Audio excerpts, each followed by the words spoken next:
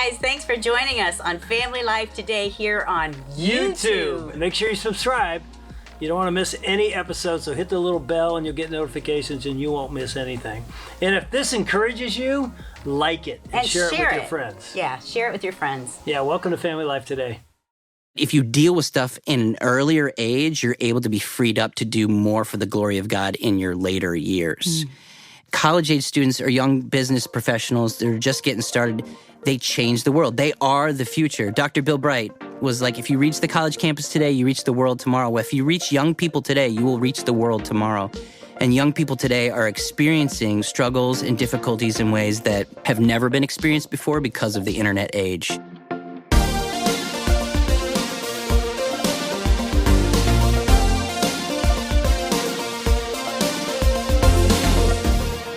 Welcome to Family Life Today, where we want to help you pursue the relationships that matter most. I'm Ann Wilson. And I'm Dave Wilson, and you can find us at FamilyLifeToday.com or on our Family Life app. This is Family Life Today.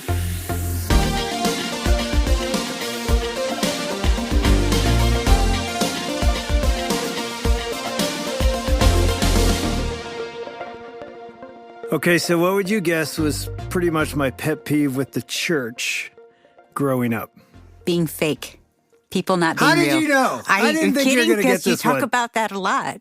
Yeah, I mean, it's just, that was it. More than anything is, you sit there and you feel like everybody's sort of plastic and... Or you feel like I can never attain what they have, and so you think it's hopeless for me. Yeah, and I felt like I was probably the worst sinner. I thought did things nobody else here does. And then I found out, guess what? Everybody there is broken and hurting. But again, nobody would talk about it. And if I would say the next generation, our kids... Yeah. And even our grandkids, what are they looking for in a community of believers? Realness. And so today, we get to talk about real life with Shelby Abbott. Shelby is in the studio with us. You're going to recognize his voice as soon as he says hello. But Shelby, welcome to Family Life Today. Hello. Now say a couple more words so people will go, I think I've heard that voice somewhere. On behalf of Dave and Ann Wilson, I am here. Yeah. And why would somebody recognize your voice? Because I recently took over for Bob Lapine as the voice of Family Life Today, talking to our listeners at the end of each program. And it has been a huge learning curve for me. And I sat under the best, who was at it for 30 years. As we did. It's not easy, is it? Yeah, it's not easy. It's really not easy. I thought I would be able to translate the skills that I have when I've done stage stuff in front of students over the last 20 years. I thought I'd be able to translate it pretty easily into communicating behind a microphone, but it's actually been a lot more difficult than I anticipated and humbling, but in a good way, because I feel like I've grown and learned quite a bit in the last year or so, learning under Bob Lapine. Yeah, and Bob's He's the best. The master coach. He's coached and mentored us for almost 3 years. Yeah. In studio with him and now without him and now the same with you. And so, I mean, we're the three of us are sitting here thinking, we're like wow. his children. Yeah, we are. And we've replaced, Dennis and Bob were legends. They have built something that God, it's unbelievable. And to sit here is pretty humbling. Yeah, I'm just grateful to be in the room, metaphorically and now physically in the room. I'm here with you guys. I'm just super thankful and trying to be intentional to remind myself that this is a gift of God's grace. To be able to do this is not like something I earned or my right to be here. It really is just a gift. And so I'm thinking through that intentionally as I'm speaking and communicating behind the mic and doing new things with Family Life. So, And Shelby, tell us, what's your past? What have you been doing? the last 2 years specifically, I've been with Family Life on the content team writing. The previous 20 years to that, since I graduated from college at Virginia Tech, I was on staff with the campus ministry of Cru. So I was 7 years at James Madison University in Virginia, working directly with students, discipling, evangelism, all that kind of good stuff.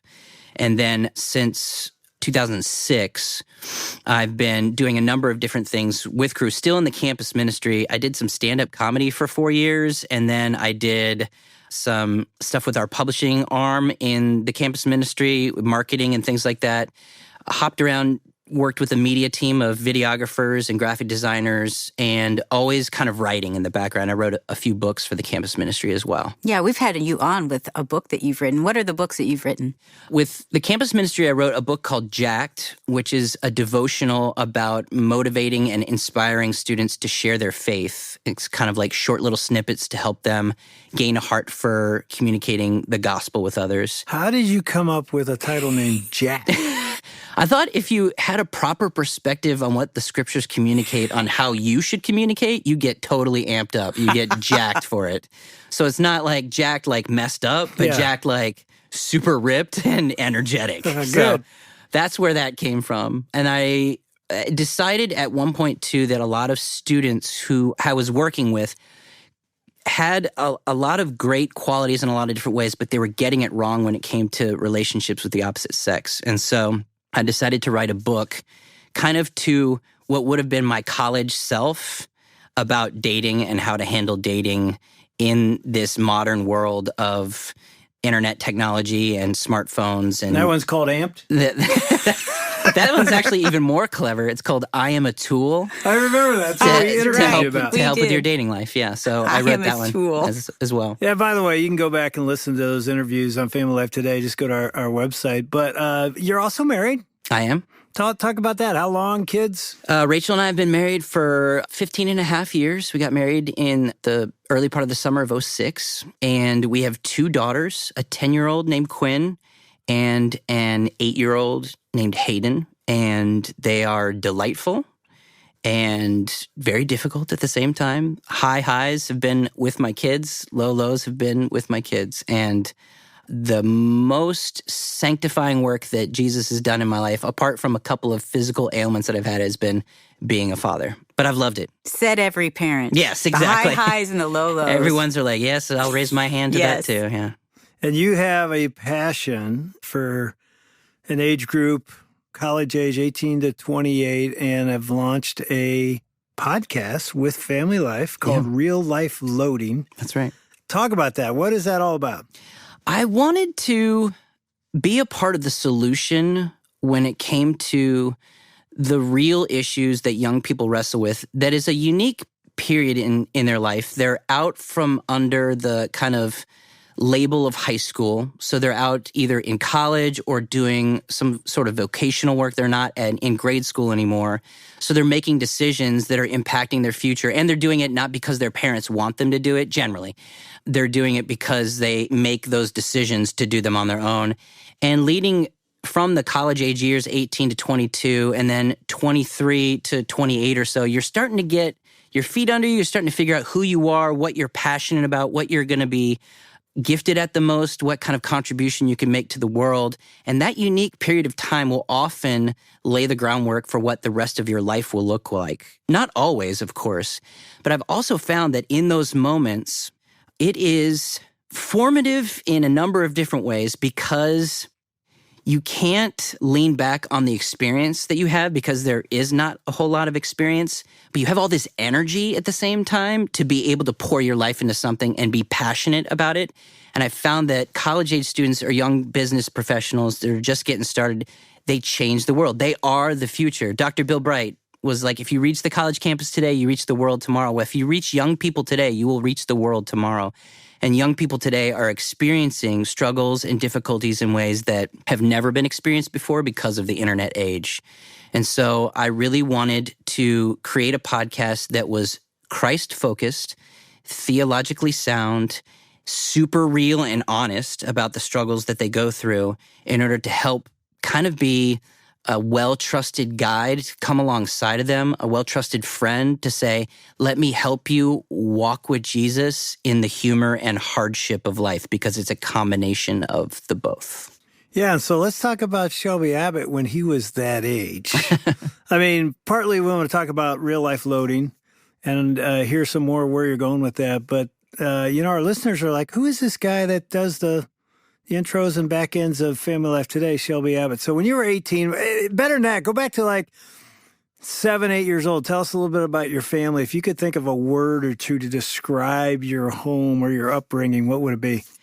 Well, I come from a broken home. My folks got divorced when I was 3. And then my mom remarried when I was 6. And when my mom remarried, the man who I call my dad, he's raised me since I was 6. He was in the military. And so military lifestyle, like if you know it, and you understand it. And so I went from being in one place in California my whole life to all of a sudden moving all of the time.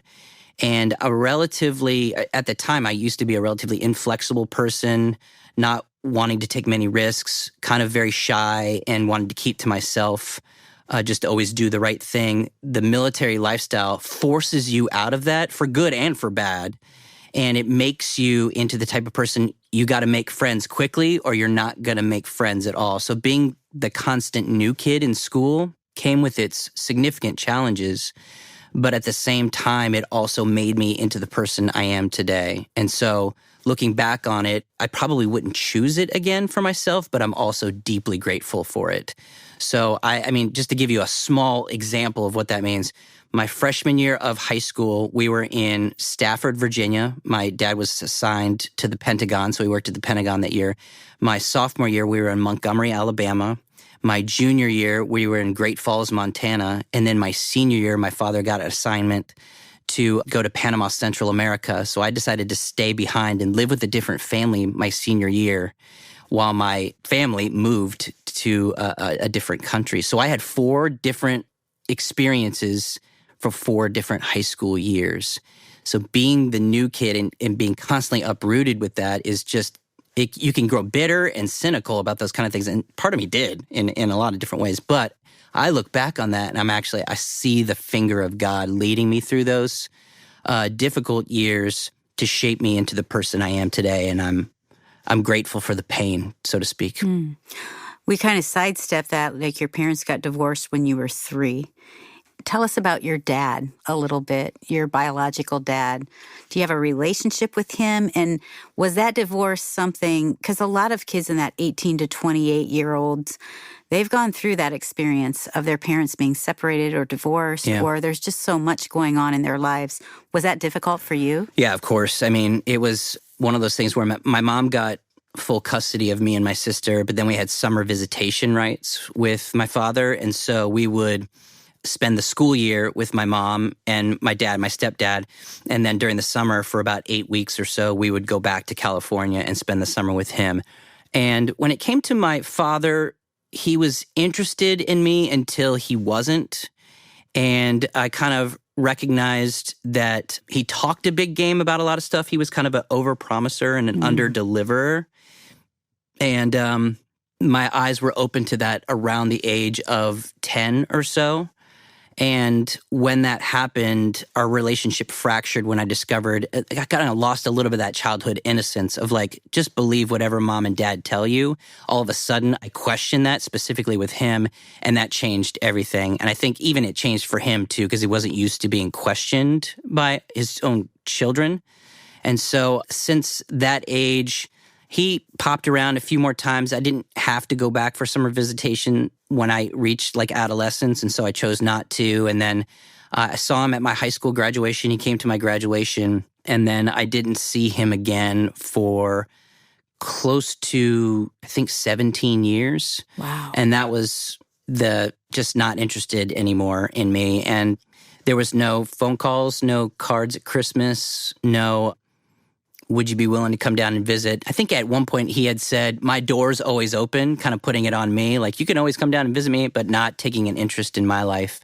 I became a Christian in that period of time, January of my freshman year. And so I tried to reconcile with him. I remember specifically through email, my senior year, emailing him back and forth, seeing if he wanted to connect. And there was just not a lot of reciprocation there either. And so the last time I saw him was at his mom's funeral back in 2017, and that is the first time I'd seen him in almost 2 decades. Okay, that's big stuff. Yeah, like it's a you're lot. kind of going through it. Yeah, this happened. And as we all do when we've gone through anything traumatic growing up, that's my life. Yeah. That's normal. But now as a man and now as a dad, like that probably broke you in many ways inside of feeling, I'm guessing as a kid, like that's rejection and abandonment. Yeah, I don't think I would have ever labeled that when I was younger as that. Yeah. But seeing a counselor in my late 30s helped me to recognize just exactly what you were saying. So I was struggling with a lot of anger, particularly manifesting itself in kind of road rage. I would just scream and be angry in the car and yell at people. And while I was in the car by myself, like just yelling at people. You and I'm mean like, that's not normal, Shelby? No, it's not normal. You need to see a counselor, Dave. You need to see someone. I've been telling My him wife has that told about me his that driving. multiple times. She really has. I got to a point where I was like, this is abnormal. I should not be this angry over someone not using their blinker. So my wife, How about Rachel, the guy that drives in the left lane, the passing lane at 55? Move over. Okay, sorry. So the problem I discovered was with me, not necessarily with traffic. And my wife, Rachel, was like, why don't you see someone about it? And I was like, okay. So I decided to. And it took a while to peel back the layers in the course of meeting with my counselor. But he put his finger on something specific and said, do you see what happened with your father in this moment? And it was right around the age of 8 where I began to discover some of the truths about who my father actually was. And I was able to trace that all the way up to the things that I fundamentally wrestled with as an adult of like acceptance, love, trying to perform in order to gain people's approval, things like that. And then after I said that, he goes, how old's your oldest daughter right now? And I was like, she's like 7, 8. And he goes, do you think that's a coincidence? Yeah. And my world just opened up there. And I was like, oh, I'm seeing my life again through the eyes of my daughter in this moment when she is the age that I was when I experienced this moment of deep wounding that made me understand who I am in a lot of ways and what my motivation is behind stuff. But it also made me to go, okay, now I can understand that, see it, label it, and then be able to get on the solution side of it through the power of God's redeeming work in my life through the power of the Spirit. And so it's beautiful moment. Yeah, let's talk about that a little bit because in some ways I have a very similar story. When I was watching my 5 or 6-year-old son play on the carpet in front of us a Sunday afternoon and said, can you believe my dad left when I was that age? And she, with wisdom, says, you know you got issues with your dad. And I'm like, what are you talking about? Yeah. My dad and I are fine, and she literally said, you're going to have to choose to forgive him one day. And I sort of laughed like... Like I'm a pastor. I've forgiven him. Yeah. And so I just didn't think I really needed to take that journey. And lo and behold, my wife was right again. Yep. But it started me on I thought would be a week or 2 journey. And it was almost 5 years of this journey toward forgiveness of my dad. Have you gone on a similar journey or are you still in the journey? Yeah, that's a good question. I'm still in that journey. This is Shelby Abbott, and you're listening to Dave and Ann's conversation with me, actually. We'll hear about the journey of forgiving my dad in just a minute. But first, I want to jump in here and say I joined Family Life's team because I believe in the mission. Biblical truth applied to today's family is arguably more important now than ever. So if you feel the same way, would you consider supporting Family Life today with a donation? When you give any amount this week, we want to send you a copy of my book called What's the Point? Asking the right questions about living together and marriage. It's our way of saying thanks when you give any time this week.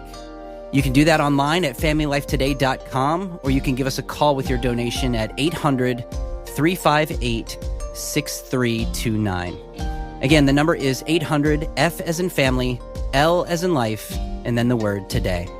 All right, now back to my conversation with Dave and Ann and the ongoing struggle to forgive my dad.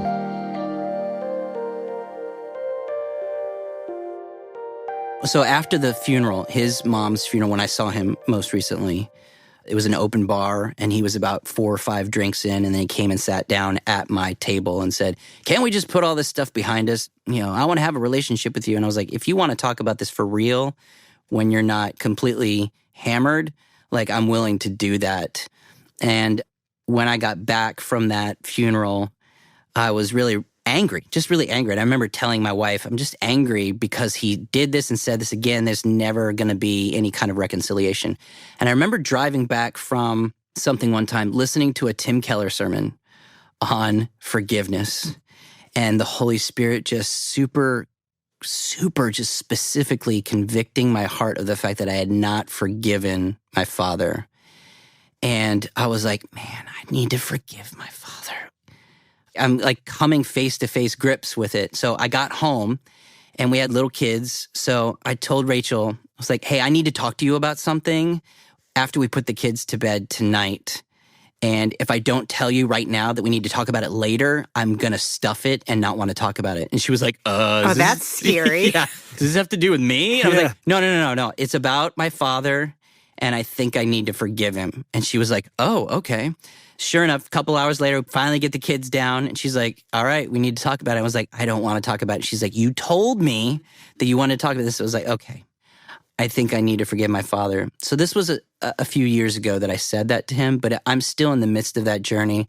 I'm very close to writing something.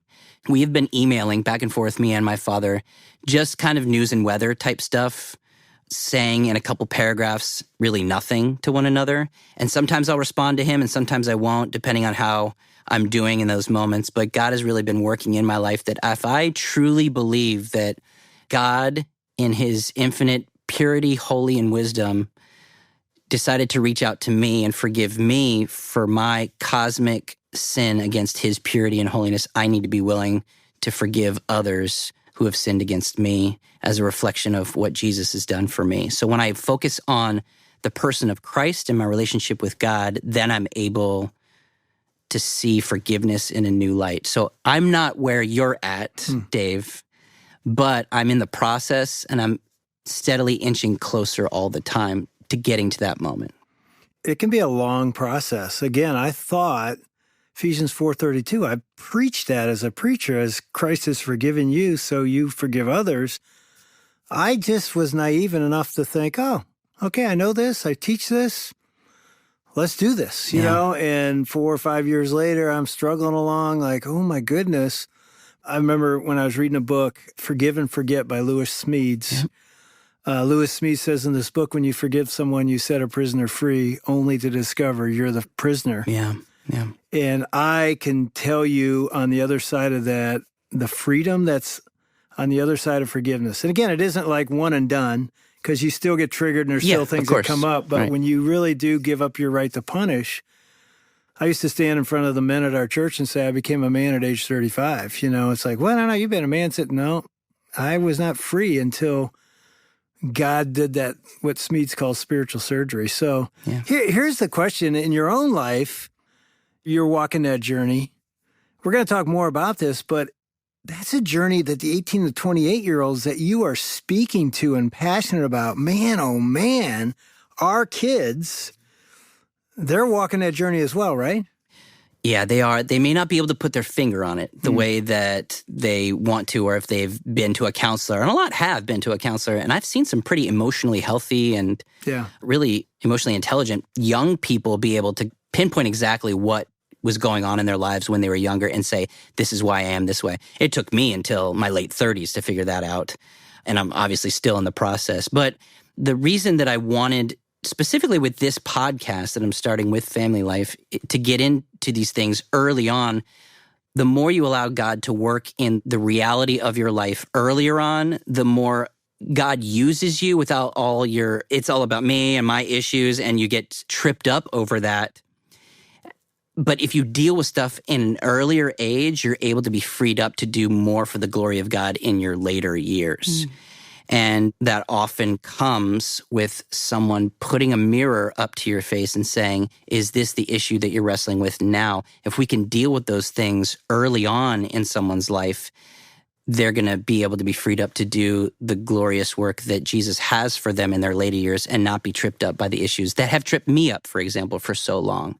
So we're not just talking about father wounds, which, you know, there are plenty of those, but we're talking about anxiety, we're talking about fear, loneliness, addiction, all the new problems that come to the surface as a result of social media and the internet, which are in reality old problems that are just being forced to the surface a lot quicker because of the internet and social media. So I want to confront those head on, deal with them, allow people to work through them in a healthy way, and be able to point to Jesus and say, he deserves the glory for this, and there's grace for the failings that you're in right now. It's going to get nothing but better as you get older.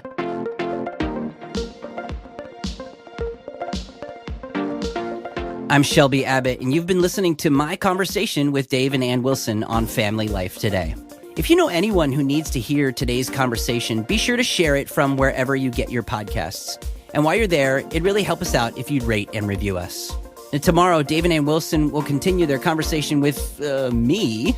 I open up about some of my struggles from trying to earn my own salvation to opioid addiction because of chronic pain. It's about to get for real. That's tomorrow. On behalf of Dave and Ann Wilson, I'm Shelby Abbott. We'll see you back next time for another edition of Family Life Today.